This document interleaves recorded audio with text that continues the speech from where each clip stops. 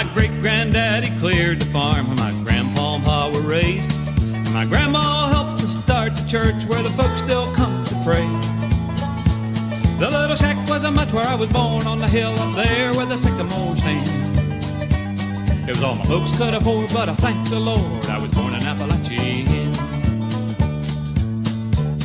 This straw hat I wear shades me from the sun. It's become a part of my skin. The jeans that I put on today are just loose enough for me to get in. Well, the rifle I use and the music I choose, they are good enough for any man. I know the Lord above and nature's my first love, 'cause I'm an Appalachian. We are proud, we are strong, we're endowed with knowing right from wrong. We can fight if we must, but there's a light in our eye you can trust. And there's a strength we have within. It has to do with where we grew, 'cause we're Appalachians. Well, the lady I love has a natural look. She's got a glow beneath her tan, and I never have to worry about the way she treats her man. She warms the winter nights and loves the full moonlight and makes the best pie in the land. But her very best trait is the love she makes, 'cause she's an Appalachian. And we are proud, we are strong, we're endowed with knowing right from wrong. We can fight if we must. There's a light in our eye you can trust. And there's a strength we have within. It has to do with where we grew, 'cause we're Appalachians.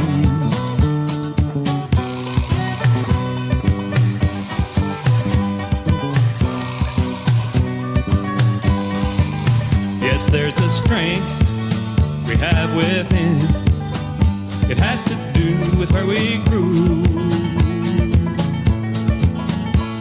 'cause we're Appalachians.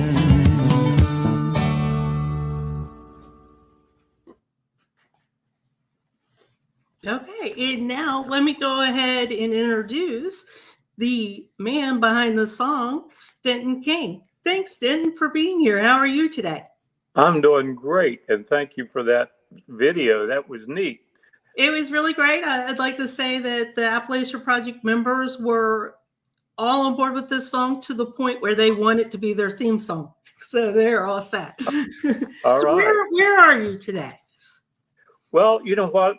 The second slide that you showed in your video was a little unnerving, because it was actually the house where I was born, the second slide. And it's gone, totally gone. I was in that area the other day in the mountains, and it's totally gone. Not there at all. So it's erased. Just erased. Yeah. Gone. So that's in central West Virginia, right? Yes, it's in Webster County, West Virginia. There we go.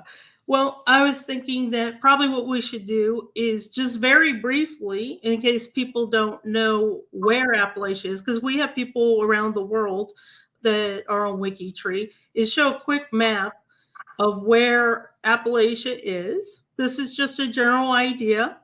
And a lot of people seem to think that Appalachia is only West Virginia, for example, but it's a pretty big area. It involves the mountains, the hollers, the valleys, and you'll notice that it goes up to a little bit of New York, all the way straight down to Georgia, Alabama, Mississippi. So if anybody is watching this, you never know. You could be in Appalachia. You could be sitting in Appalachia right now.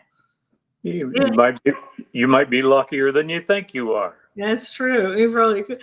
So the other thing that I want to discuss real quick is that there are a couple different areas of Appalachia that we've got the older pioneers parts, and then we also have the more current part. So a lot of these areas way, way, way back in the day were not actually there, but a lot of your ancestors that if people search on probably came from New York, Pennsylvania on down.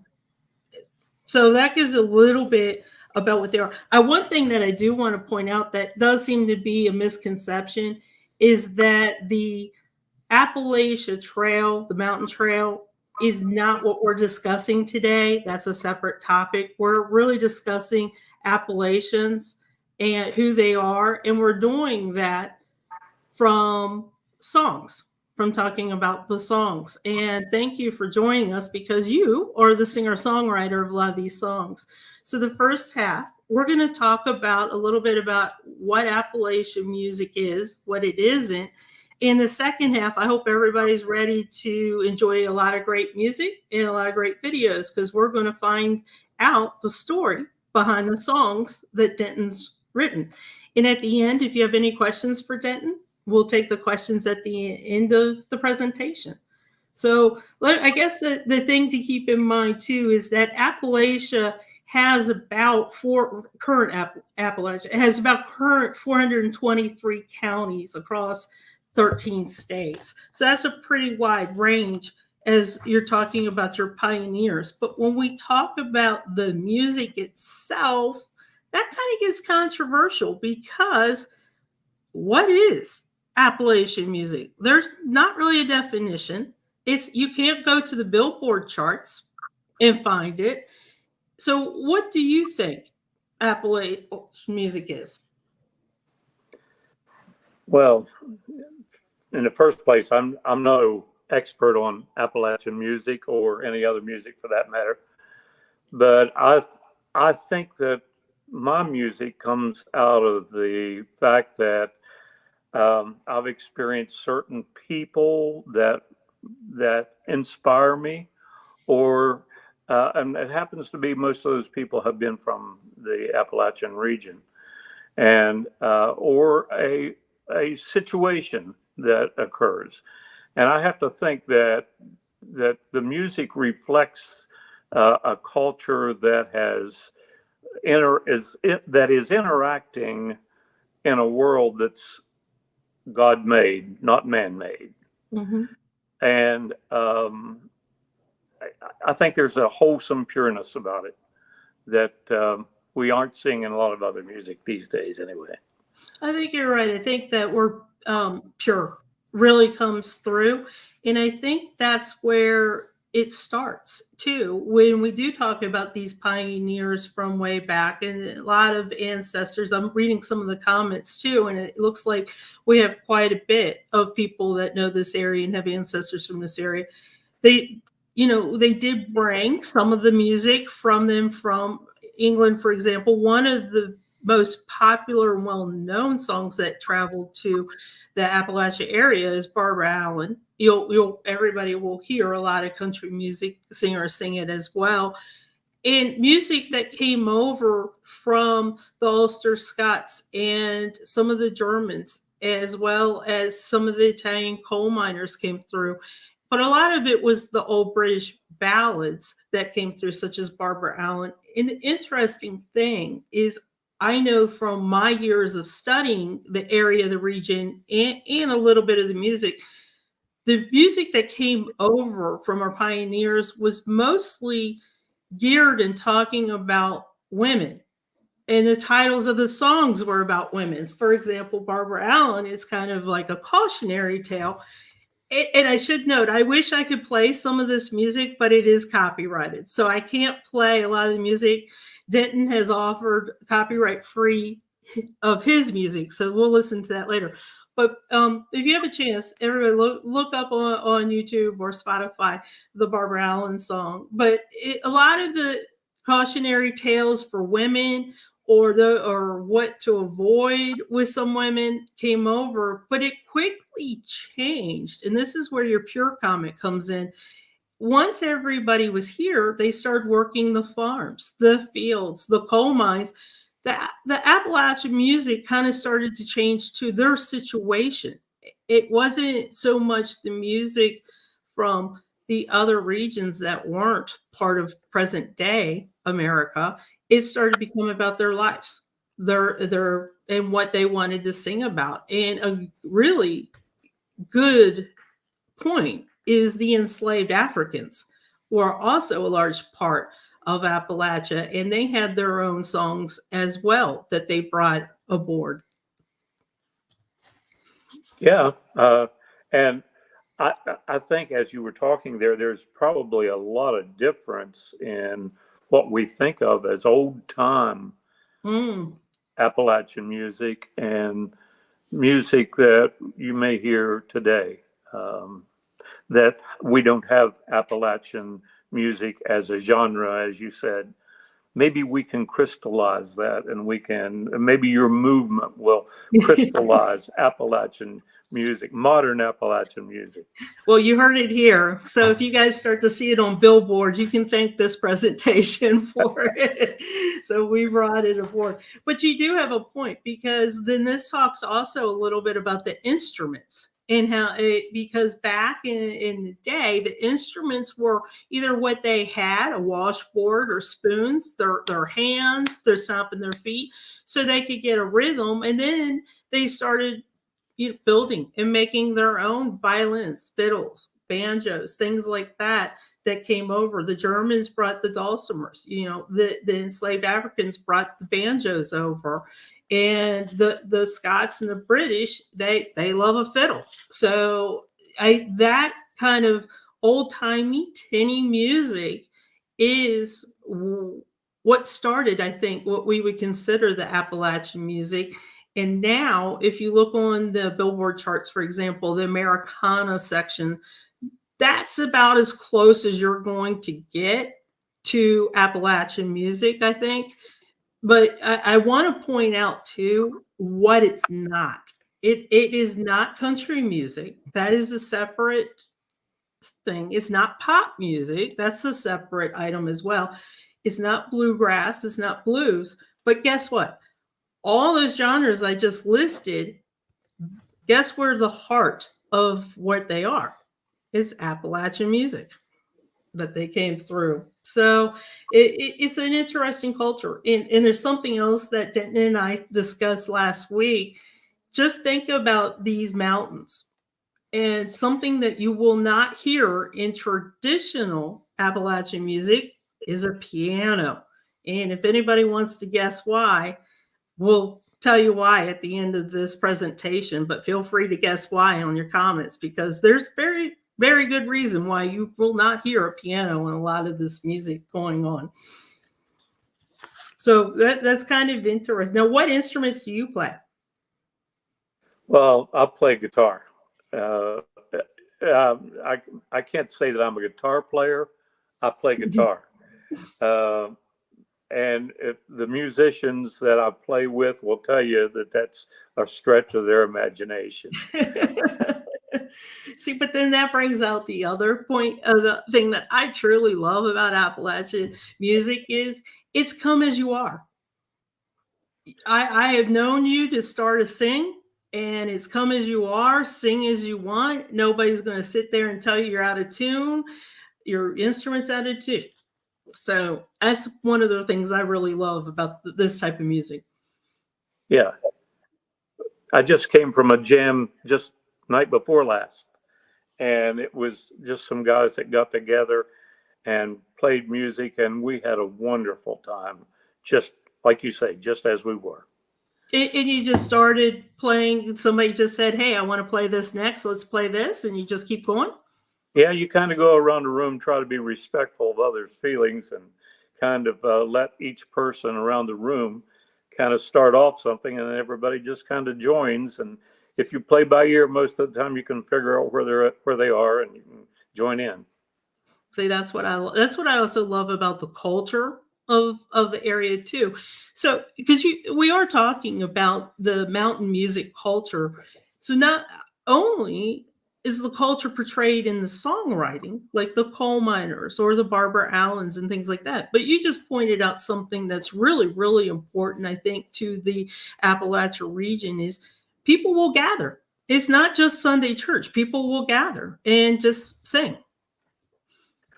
Well, yeah, and they include in their music other genres. I mean, when we get together for a jam session, we don't just say, hey, do you know another Appalachian song? We'll play what we have, but it's all done with a, in string music typically.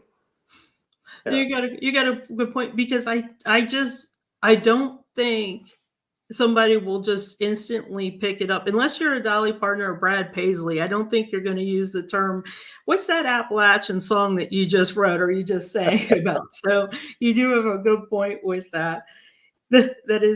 That is interesting. And keep in mind too that way back in the day, pioneer life was rough. This was their entertainment. They would sit around, they'd be on the porch or gather around.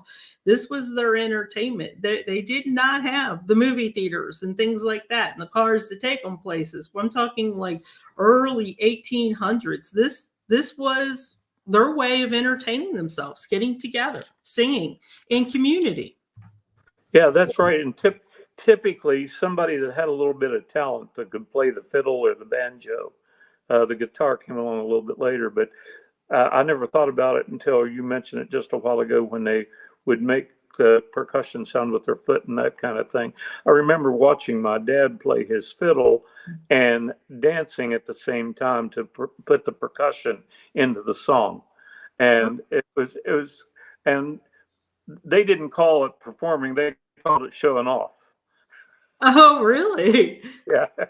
So Yeah. so if I didn't use my foot to add the percussion, was I showing off? It's just my fiddle playing, or I had to do both? Well, I don't know. I won't try to go there, but I think the performance was showing off. Playing the fiddle for other people to listen may have been playing the fiddle. This is another point too. There wasn't a store or a big box store, a big place, or people that they would go and pay to learn how to play these instruments. They either learned them from their families or they picked them up and they started figuring it out on their own. Yeah, and they learn from each other. And I mean, that's still being done today. When we got together to jam night before last, we all learn from being together, even in a jam. And I'm talking about the most talented of the musicians that were there was still learning some things from some of the others. Some of us others who don't know much about it and we were all learning from each other. And some of the old square dances that they would get together and dance and play music, they also, the musicians learned music at those times. Somebody would bring in something and they would learn each other's music and that kind of thing. I will tell you, but you have never seen somebody who can talk so fast between an auctioneer or a square dance caller. You can definitely figure that out. So let's transition. So we're about halfway through our presentation, and I want to try and get in as much as your music and your stories as possible. So, when did you first write your first song? I just thought of that the other day. When I was just a kid, I was probably about 8 years old. I remember writing a song, making up a song. We don't write songs. I still don't write songs. I make up songs. And I made up a song and I played it for my mom on a little ukulele. And I don't know if I played the ukulele right or not, but I played a song for her and she really was impressed. I could tell by the way she reacted to me, and it really was a very positive experience for me. And it kind of was something that I've continued to try to fulfill. The little bit of praise that she gave me really meant a lot. And how old did you say you were? I'm sorry? How old were you? I was about 8 years old, I think. So, and I know you come from a musical family as well. How many brothers and sisters do you have? Well, I have 7 brothers and sisters. Unfortunately, only 4 of them are living. And I've lost, there were 7 of us, I should say. That were there. And I know that as an adult, you kind of got started in your songwriting with educational songs. I've always just kind of played around with it, but I never got serious about it. the first song I got really serious about and recorded was a song about, and as I said earlier on, typically somebody impresses me in some way that I want to emotionally write about that. And my son came home from a field trip in Charleston, and he said, I didn't get to meet A. James Manchin. Well, A. James Manchin was a Secretary of State in West Virginia, and he was a real flamboyant character. So I wrote this song about A. James Manchin, and I took it to him, and he in turn took me to Governor Rockefeller's office, and we played the song in front of Governor Rockefeller, and he danced around his desk with the flag around him. And it was called Mr. Manchin, who happened to be Joe Manchin's uncle, and Senator Joe Manchin's uncle. But anyhow, that was the first song. And when I wrote that song, I did it on a 45. I took it to him, and we decided, well, let's go ahead and record it. And I did record it, and that was in the days of 45 records. So I had to flip side. So I wrote Call Me West Virginia for the flip side. Well, it's interesting because I never knew you were close with the Rockefellers through your music. Well, I can't say I was close. I got to be close one time. He didn't provide any of his money for me. None of his oil mines or anything. So, do you mostly come up with songs about Appalachia, or just something you see?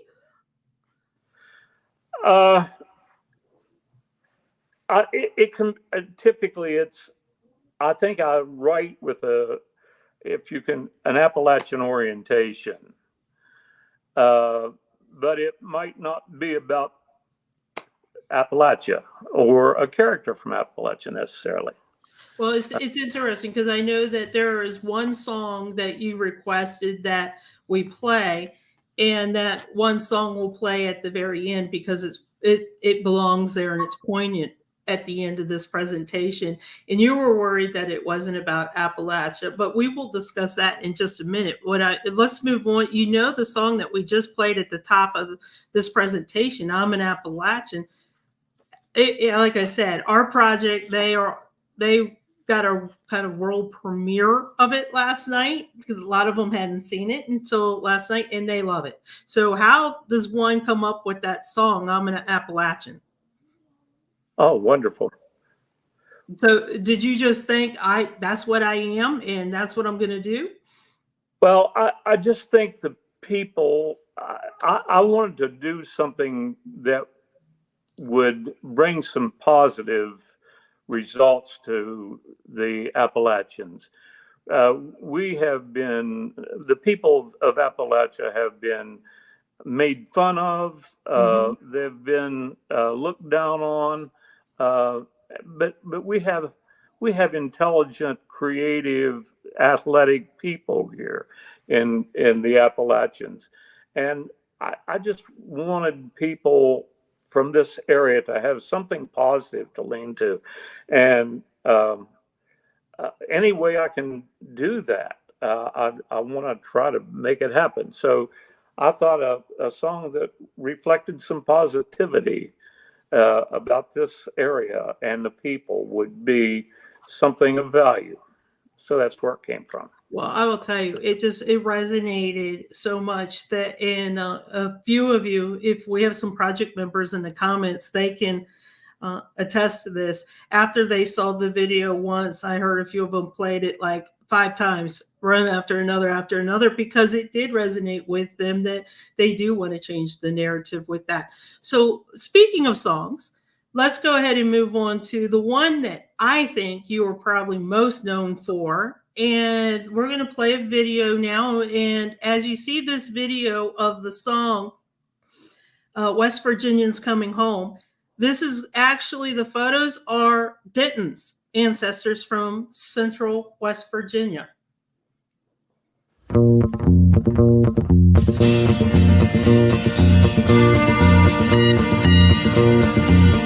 Here she comes, can you hear her noise?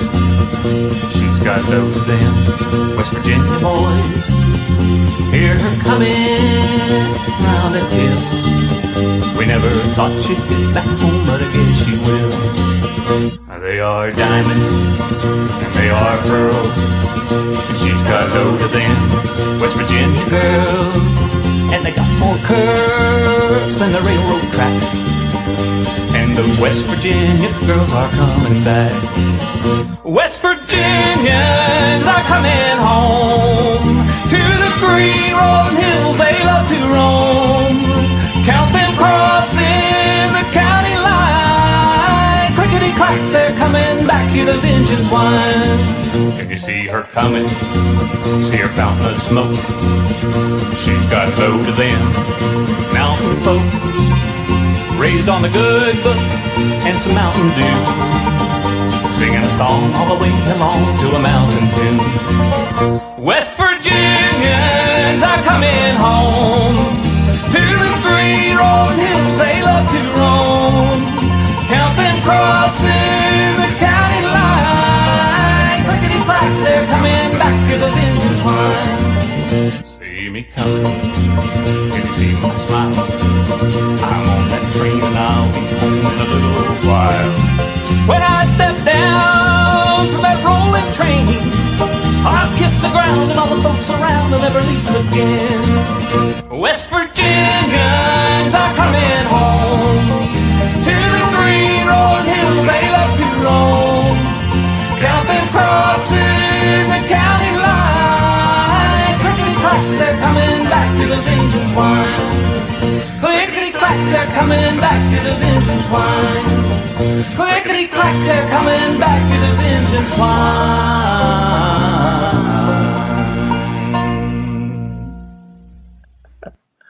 I love that song. I can listen to that song all day long. That one's great.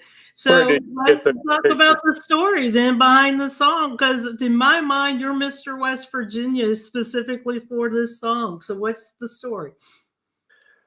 Where did you get those pictures to start with? Oh, I get them from certain living people and certain ancestry people. They're everywhere. Well, those are really neat, except that one of the whole family where we were sitting on a bench on the outside. I think you might get a lot of criticism from brothers and sisters on that one.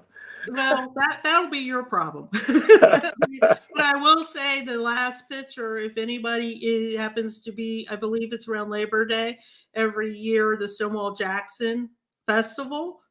That's where you actually performing with some of your family members. That photo was taken there a couple years ago by myself. So, but what's the story behind the song? Why'd you write it? West Virginians Comin Home actually had something to do with, I hoped I could do something to encourage West Virginians to come home. Many West Virginians left in the 50s, 60s, even early 70s. And, but there was a time there when it looked like a trickle was starting to come back.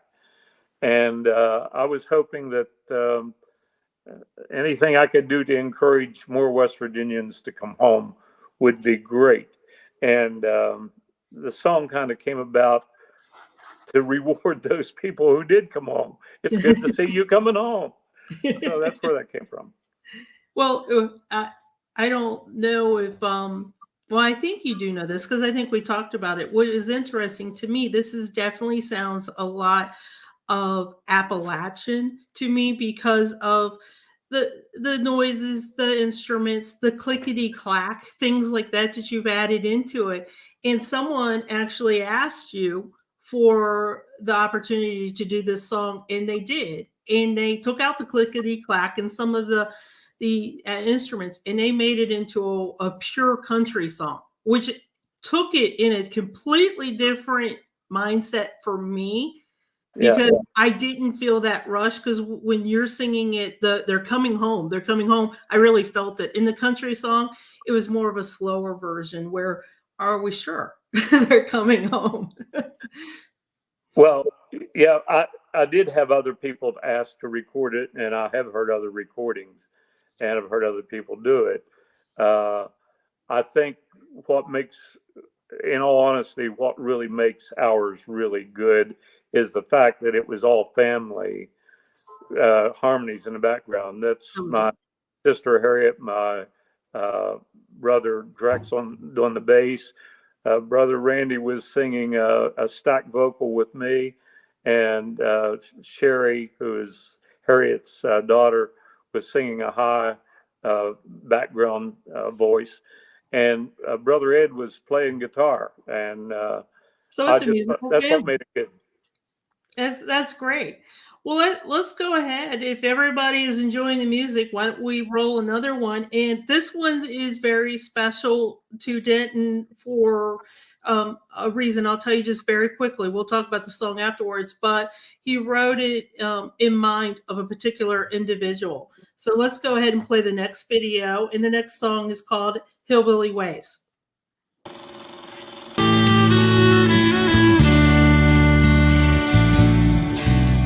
Lord, I get so tired of the city. I just want to go back home and stay. When I fall in this rut of self-pity, I fall back on my hillbilly ways. When the sky and the ground look the same here, everything is the same shade of gray. There's just one thing that helps me remain here. That's holding on to my hillbilly ways. And I'd trade the good times for a glass of old moonshine and a simple life where I was raised, where spring fever's catching in those green Appalachians, and back to my hillbilly ways. My friends and my family don't understand me, how those mountain streams flow through my veins. They grew up where the world is too demanding, and I must taste my hillbilly ways. Sometimes we wander to a high meadow yonder, to a place where my memories play. Lay down and roll over in a field of white clover, and go back to my hillbilly ways. Yes, back to my hillbilly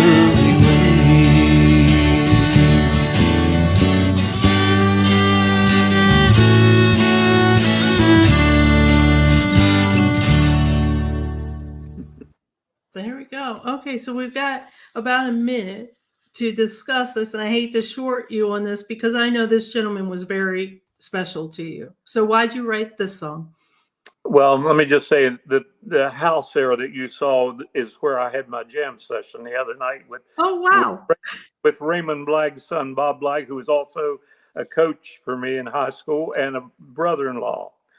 But I wrote Hillbilly Ways to basically say, hey, there's nothing wrong with being a hillbilly. You can be a hillbilly with class. And Raymond Blagg inspired me to think that way. He left this area back in the early 50s because he was a timberman, and the timber prices tanked at that time, and he had to go and leave this area for economic reasons, and he went to Columbus, Ohio. And while he was living in Columbus, he lived in a very nice part of the city. He decided he wanted to make a smoker for cooking. So he took an old refrigerator and he converted it into a smoker, and he had it sitting in his backyard where it was plain and obvious to see. Of course, we think of hillbillies as leaving things on the front porch and such. But anyhow, people kind of made fun of him for a while because he had that old refrigerator turned into a smoker. But after a while, he had 3 or 4 of his neighbors asking if he would make them one. So a cottage industry, find an old refrigerator and make it into a smoker. And if that's not hillbilly ingenuity, I don't know what is. Well, he had to say that he was a hillbilly with class. He had all kinds of abilities to do all kinds of things, which is not atypical of hillbillies as we know it. Hillbillies with class, and they have ways of doing things, and he had ways of doing things.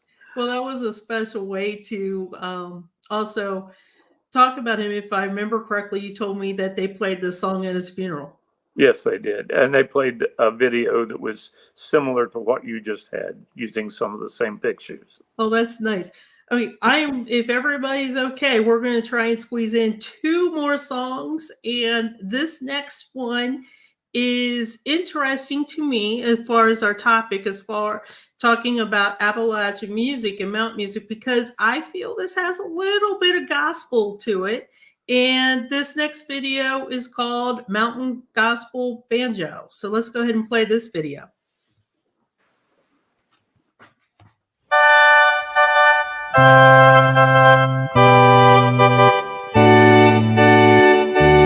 He attended a fine church out in the world, where he listened to the big pipe organ play. But he remembered how it was where he had grown up, and the little country church where he found the way. And every Sunday morning back behind the altar, he played all the songs the older people know. He got into what he was doing and seldom faltered, 'cause he played songs for Jesus on his old banjo. And you could hear his banjo ringing through the valley where the white oak timber stands. And people came out on their front porch just to listen to the banjo and the mountain gospel band.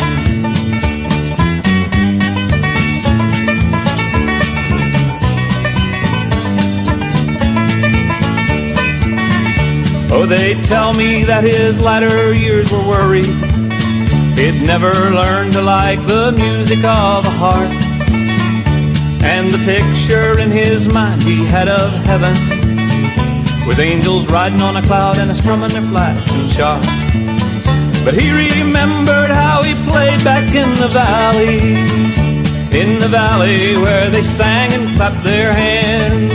Yes, he remembered how he played back in the valley when he played banjo for the mountain gospel band.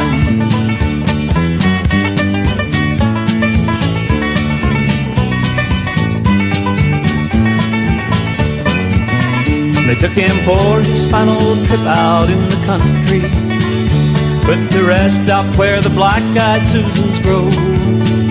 And he requested someone else to keep his money, but put him in the ground with his 5-string banjo. And now they tell me you can hear him in the valley when the storm blows o'er the land. He always said your fingers have to move like lightning when you play banjo for a mountain gospel band. He always said your fingers move like lightning when you play banjo for a mountain gospel band.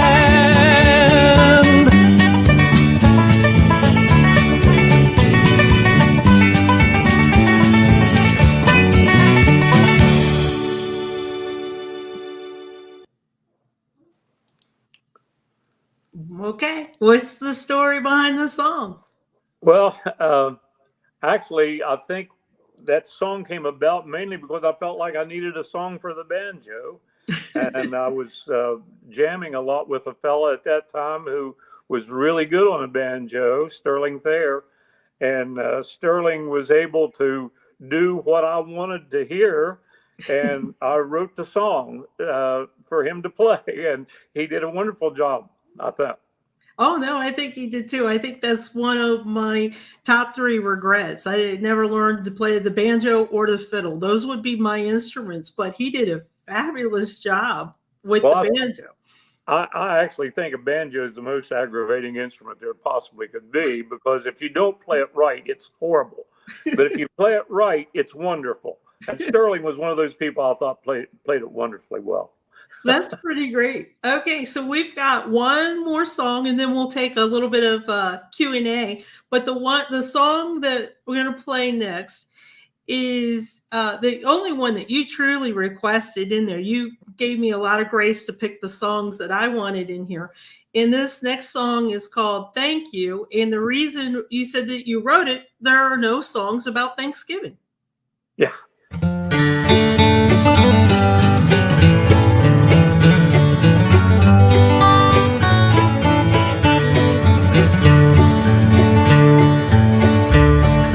Thank you for the year we had, though it's been lean at times. Thank you for the friends who've gathered by. Thank you for the fruit that grew on every branch and vine. Thank you for another harvest time. Thank you for the young ones and the old ones up in years. Thank you as we all sit down to dine.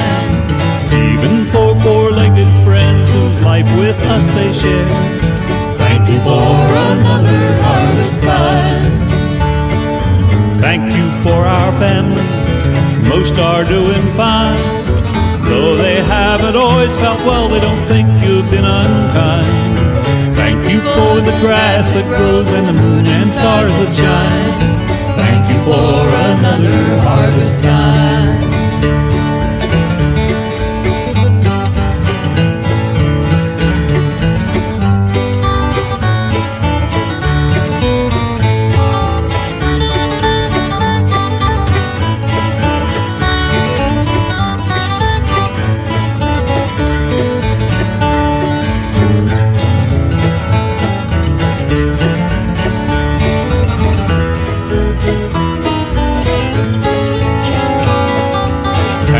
For the summer and the spring and winter time. Thank you for November fields and skies. Thank you for the valleys and the hills we have to climb.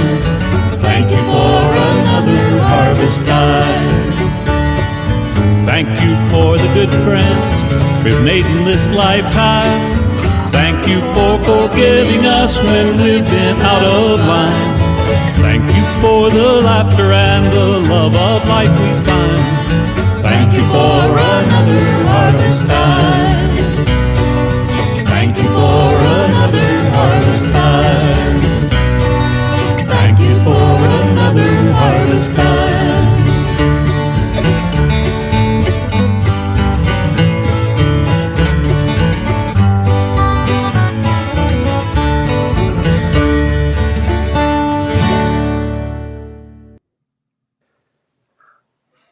Well, I think that video really shows modern Appalachia. I think it shows that Appalachia, we are changing the narrative through music. Well, I thank you for putting Brother Randy's picture right at the end. It was his favorite of all that we did. And he constantly wanted me to do it more often than I did it. Did you think it was just about a Thanksgiving only song? Because I would not have thought that until you told me that. To me, that kind of classifies the heart of what most Appalachians think. They're thankful for what they have. They're thankful for their families. They're young, they're old, they're thankful for their friends and their four-legged friends. But we are a thankful bunch. I think that we should be more grateful and more thankful, and it shouldn't only be at Thanksgiving. And I had a lady that one time that asked me for permission to play that because she lived in Ohio and she played it at a number of old folks' homes and things, and she said they loved it. They loved it, and they really liked that business about the four-legged friends. Don't we all? I know. Well, I know I do my webcast, my podcast, and my WikiTree in Appalachia with my four-legged friends. So we're all covered. How old is that song? When did you write it? That song was it's from the Songs to Be Heard album, and we did that in I think early 90s. So that, I think that is interesting. So now that the Thanksgiving holiday is fast approaching, if anybody wants a Thanksgiving song, there you go. You got it. And I want to also point out a couple things that if you want to listen to any of these songs again, this video, this presentation will be up on YouTube. So feel free, go back, listen as much as you would like to listen. And let's move on over to the questions, to the Q&A. And for those of you that guessed about the piano and carrying it over the mountains, you were correct. Nobody wanted to carry a piano over those mountains. So do we have any questions? This usually takes a second or two to pop up. Any questions or any comments? Oh, there you go. So what's your favorite song that you have written? Oh, I'm not even sure. I've written a lot of songs that I haven't recorded, but of the songs I recorded, I'm kind of partial to Hillbilly Ways. I love the sweetness of the song, and I like the way the musicians came in the back. And I don't know if you could hear it early on, but Brother Ed put a guitar lick at right at the beginning. That's a very simple guitar lick, but it just sets the song off perfectly. It's the great opener to it. I just like that song because of the way it was done. And I remember when it was one of the first songs that we as a family did in the studio. And I remember at one point in time saying, "Take 19." We had to do at least 9 takes because we kept making mistakes in it. So for all you musicians out there, you can probably feel what that's like. What's your preferred guitar? I've got a question here. What's my favorite preferred guitar? Well, I have a guitar that I bought back in the 80s, I think, that I still play. And I love the sound of the guitar. And I believe that you buy a guitar for the sound that you hear out of it, not for the make or the model that's written on the top. And mine happens to be a Yamaha, and I like that guitar, and I've had it for years. Well, there we go. Another question? We've got a few over in the comments.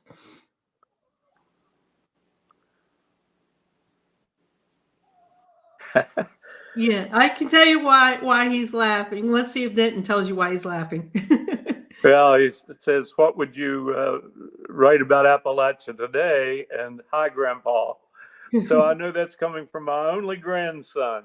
Hi, Samuel. And he's my favorite grandson, I tell him. If I were writing a song about Appalachia today, I probably would find a character, and you may very well be the one before it's over. So I don't know. I honestly don't know what song I would write. I was writing today before this show. I was writing a Christmas song, actually, that kind of stuck in my mind, and I don't know if I'll do anything with it or not, but I was in the process. Oh, that's great.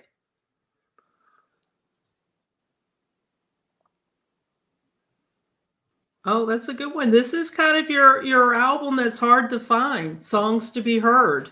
Where can we find your album, Songs to Be Heard? That has a couple songs on it that go way back. Um, I think that they're on the internet. I think you can find them on Spotify, I believe.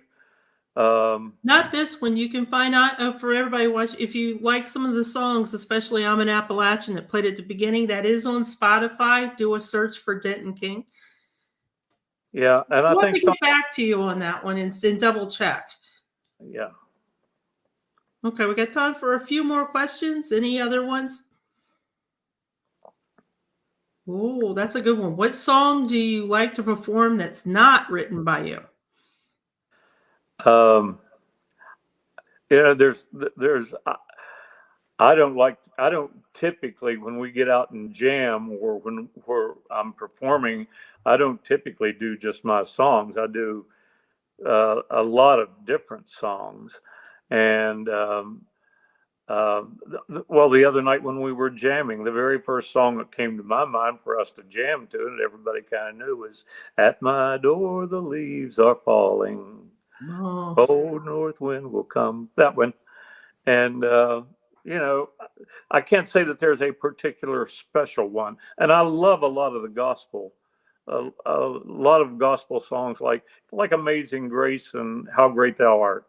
Those are songs that I really like to do.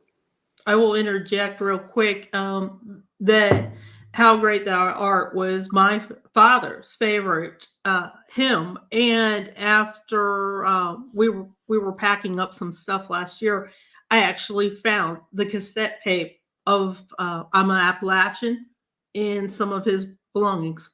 So that kind of made me smile. So when you mentioned that, okay, any more questions? I see tons of questions. I don't know if we'll be able to get through them, but let's see if we've got two more questions. Kathy, you got any good ones to pop up? Where can we buy a CD? It's been a while since both of those albums were released. So I don't know. They were on Amazon, and I would send Amazon CDs, and they would in turn send them to people. But that's hasn't happened for a while. So if you want one, we can send them to you. If you just get in touch with Sandy, she'll let me know, and we'll get them to you. We'll hook you up. One more question. Oh, we do know that "I'm an Appalachian" CD, the collection, is also on Amazon Music too. Okay, so one more question. There we go. I think Billy Ways, right? Well, yeah, I thought that was the same person, same question. But Hillbilly Ways, maybe, I don't know. It's hard. It's kind of like I've heard people say that people that write songs, it's like each one of them is your child, and you can't really favor one over the other. That's kind of the way I feel about the songs. I like Hillbilly Ways, but I like them all, really. Well, I don't think we did justice in recording all of them, but there's two or three that I feel like we could have done better in the recording. But as far as the song itself is concerned, they're all my favorite. So we're just going to have to come see you live. That's yeah. Well, I want to thank you for spending this hour with us and talking, going deeper into your songs. I wish we had about 2 more hours and we'd play each song on the album and take a little bit of deeper dive. But I can't thank you enough because your songwriting and your music, and also you coming to present today, helps us change the narrative about Appalachia and makes us proud. And I think the best thing to say is, everybody repeat after me: I'm an Appalachian. I'm an Appalachian. Thank you for letting me be on with you. I appreciate it. I appreciate all the work you're doing to make Appalachia a better looking place in the eyes of the world, because it is a wonderful place to live. It is. Okay. Thanks, everybody.